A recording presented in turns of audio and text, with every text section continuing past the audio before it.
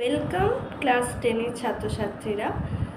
এই আগস্টেই আমাদের second unit test হবে এবং সেই সেকেন্ড ইউনিট টেস্টে আমাদের 3টে চ্যাপ্টার পড়তে হবে এবং সেই চ্যাপ্টারগুলোর মধ্যে প্রথম যেটা রয়েছে সেটা হচ্ছে জীবনের প্রভাবমাত্রা। জীবনের প্রভাবমাত্রা এটা হচ্ছে চ্যাপ্টার এবং চ্যাপ্টারের মধ্যে অনেকগুলো টপিক রয়েছে।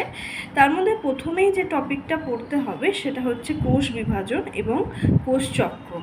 তারপরে যে টপিকটা আছে আমাদের সেটা হচ্ছে জনন, আর তৃতীয় টপিকটা হচ্ছে সপুষ্পক উদ্ভিদের যৌন জনন, এবং 4 নম্বর যে টপিকটা সেটা হচ্ছে বৃদ্ধি এবং বিকাশ। এবং এইগুলো হচ্ছে কিছু টপিক এবং এই টপিকগুলোর আন্ডারে আমাদের কি কি বিষয়গুলো পড়তে হচ্ছে। একটা হচ্ছে ক্রোমোসোম, ডিএনএ এবং জিন, এই তিনটের মধ্যে যে আন্তঃসম্পর্ক সে বিষয়ে আমরা আলোচনা করব।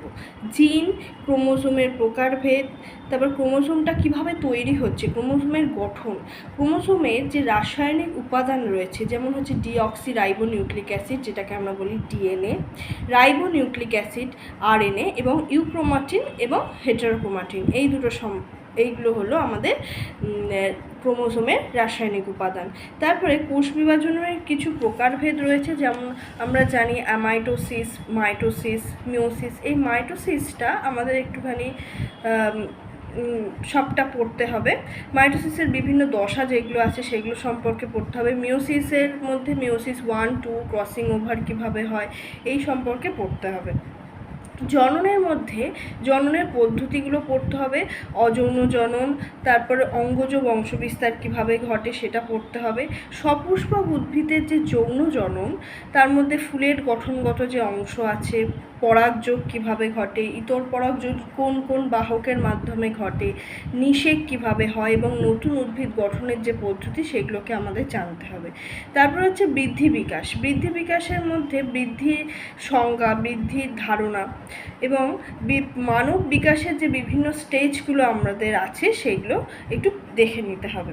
তারপর যেগুলো যে চ্যাপ্টারটার নাম সেটা হচ্ছে বংশগতি এবং তার বংশগতি সংক্রান্ত যে জিনগত যে সাধারণ যে জিনগত রোগ সেগুলো আছে।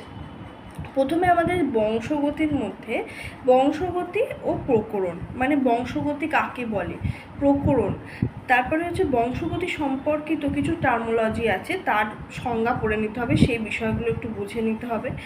মেন্ডেল বিজ্ঞানী তিনি মটর গাছের ওপর একটি পরীক্ষা করেছিলেন এবং তারপরে সেই পরীক্ষার উপর ভিত্তি করে তিনি অনেকগুলো রেজাল্ট বলেছিলেন, সেই বিষয়গুলোকে জেনে নিতে হবে। মেন্ডেলের নির্বাচিত যে মটর গাছের অনেক বৈশিষ্ট্য, মেন্ডেল এই মটর গাছকেই কেন বেছে নিয়েছিলেন, কিভাবে এই পরীক্ষাটা করেছিলেন, এবং সেই বিষয়গুলোই এখানে আমাদের পড়তে হবে। যেমন হচ্ছে মেন্ডেল কীভাবে পরীক্ষাটা করলেন।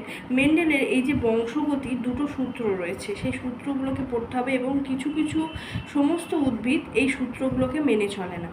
মেন্ডেলের এই বংশগতি সংক্রান্ত সূত্রের কিছু বিচ্যুতি, এই বিচ্যুতির মধ্যে যেমন সন্ধ্যামালতী ফুল এর মধ্যে একটি উল্লেখযোগ্য ফুল, এই বিচ্যুতিগুলো সম্পর্কেও আমাদের পড়তে হবে। তারপর মানুষের কিভাবে আমরা লিঙ্গ নির্ধারণ করি এটি একটি ছকের মাধ্যমে হয়, সেই ছকের মাধ্যমে বুঝে নিতে হবে।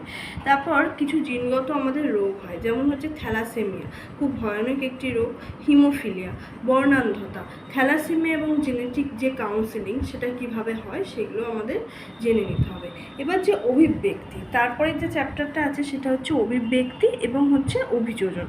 অভিব্যক্তি কী আছে, অভিব্যক্তির ধারণাটা পড়তে হবে, আমাদের জীবনের উৎপত্তি প্রথম কিভাবে হয়েছিল সেটা পড়তে হবে, এবং জৈব অভিব্যক্তির অনেক বিজ্ঞানী তাদের নিজস্ব মতবাদ দিয়েছেন জৈব অভিব্যক্তি সম্পর্কে, সেইগুলোকে একটু দেখে রাখতে হবে।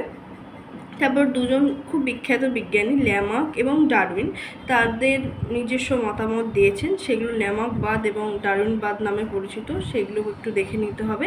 এবং অভিব্যক্তির সাপেক্ষে কিছু প্রমাণ আছে সেগুলো দেখতে হবে।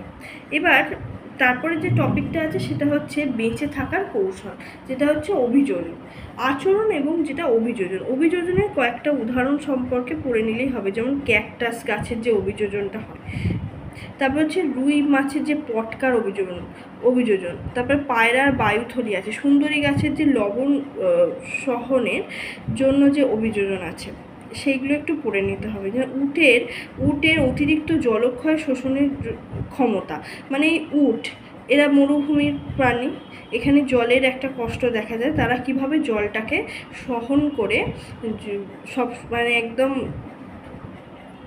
অনেক দিন পর্যন্ত সঞ্চয় করে রাখতে পারে, তার একটা পদ্ধতি সম্পর্কে আমরা জানবো। তারপর মৌমাছিরা কিভাবে বার্তা আদান প্রদান করে নিজেদের মধ্যে, শিম্পাঞ্জি কিভাবে নিজেদের সমস্যা নিজেরাই সমাধান করতে পারে, এই বিষয়গুলো আমরা দেখে নেব এই 3টে চ্যাপ্টারের মধ্যে। এই তোমাদের এই সেকেন্ড ইউনিট টেস্টের পরীক্ষার প্রস্তুতিতে আমি তোমাদের সর্বোচ্চ আমার যতটা ক্ষমতা আমি তোমাদের সাহায্য করব, এবং তোমরাও এই সৌমি স্টাডি চ্যানেলটা লাইক এবং সাবস্ক্রাইব করে আমার পাশে থেকো।